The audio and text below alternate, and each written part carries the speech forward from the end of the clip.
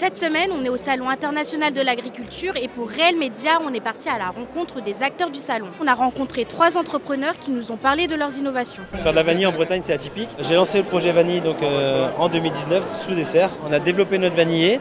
Entre-temps, on a sympathisé avec nos homologues de La Réunion. On a vu qu'on avait peut-être des échanges à avoir. Ils ont des soucis au niveau de la production à La Réunion, parce que 90% de la production de La Réunion est faite en sous-bois. Du coup, ils ont commencé à monter des ombrières. Nous, on a la maîtrise de la production sous serre depuis plusieurs générations. On sait irriguer, on sait fertiliser, on sait gérer un climat, on sait gérer une serre. Et nous, on leur a appris un peu le côté transformation de la vanille pour avoir en bout de course une vanille de qualité. Donc par exemple, là, qu'est-ce que tu peux nous présenter d'un peu surprenant ? Et là, c'est le piment habanero, par exemple, un des piments les plus forts du monde. Bon, on pourra avoir plus de difficultés à le faire normalement en France. Bon, là, aujourd'hui, les semences, on a une très bonne faculté germinative pour la France, donc aucun souci si vous avez envie d'essayer quelque chose qui arrache. On peut retrouver du gombo, qui est pourtant le légume le plus cultivé en Afrique de l'Ouest, notamment en Côte d'Ivoire. Et puis sinon, après, tu retrouves des variétés comme l'épinard fraise, où là, c'est, j'ai envie de dire, une variété anti-gaspi, puisque tu peux consommer à la fois les feuilles d'épinards et en même temps les fleurs qui sont comestibles en forme de fraise.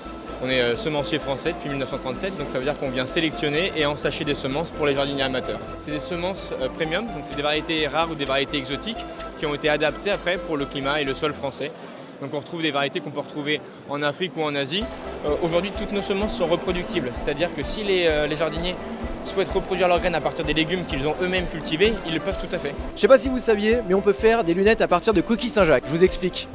En fait, on va récupérer tout ce qui est coquilles de coquilles Saint-Jacques, coquilles de moule, coquilles d'huîtres, avec de l'huile végétale. Ça va servir de base pour faire des granulés ou des fils ou de la poudre pour faire de l'impression 3D ou des injections. Et c'est ce qu'utilise en tout cas la marque Friendly Frenchy pour faire ces montures de lunettes. Elles sont top, je vous invite à les découvrir. Au Salon de l'agriculture, on a aussi pu monter à bord du premier cabinet vétérinaire mobile, le Balto. Donc on agit auprès de personnes sans abri et toujours en relation avec des collectivités ou des foyers sociaux. On ne fait pas des soins dans la rue parce que ça c'est interdit et puis c'est pas notre volonté.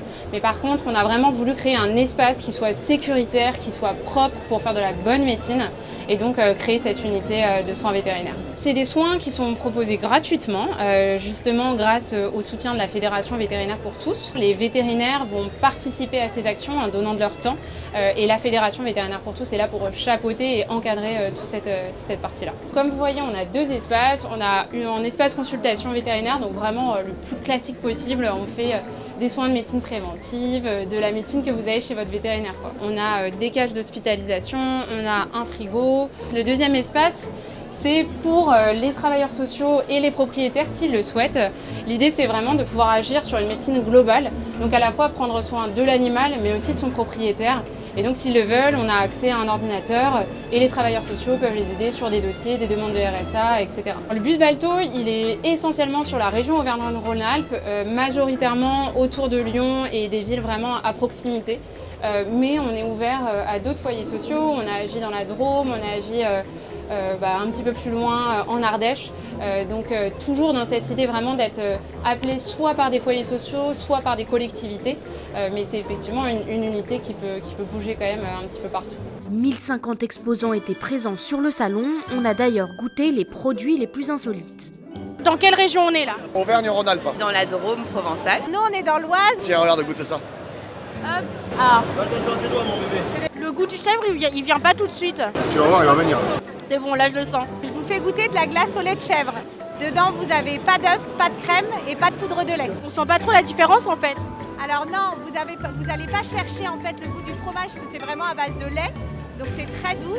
Et par contre, c'est beaucoup plus léger en bouche et plus fondant. Et malgré tout, il n'y a pas de matière grasse à rajouter. Et puis c'est bien pour les personnes du coup allergiques au lait de vache. Tout à fait, et même intolérant aux protéines d'œuf parce que je ne mets pas d'œuf à l'intérieur. Quel est le produit le plus insolite de votre stand ? Le premier, la lavande. Le deuxième, gingembre. Un qui est encore plus insolite que tout, et c'est au CBD. Mais là, j'en ai plus. On part sur celui à la lavande pour goûter alors. Allez, j'arrive tout de suite.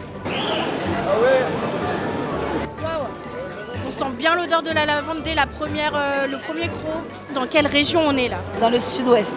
Nous produisons de l'ail noir. Alors avec ça, vous allez aider à lutter contre le cholestérol, l'hypertension artérielle. Ça refait une flore intestinale en béton armé et ça booste votre immunité. Et dans la région Occitanie, les fameuses cacahuètes ariégeoises étaient préparées par des travailleurs en situation de handicap. Je vais vous faire goûter des cacahuètes ariégeoises, de la peau et de la viande de canard frit.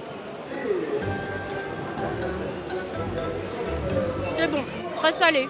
C'est salé, c'est pour l'apéritif ou alors pour mettre sur les salades, pour agrémenter la salade. Je me sens bien, à l'aise. Du foie gras, de l'Ariège. Il y a un petit peu de timidité au début, mais après ça va tout seul.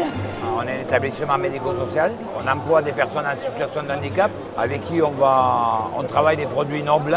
Et le salon de l'agriculture est une grosse promotion pour nous et un voyage aussi de fin d'année pour nos ouvriers.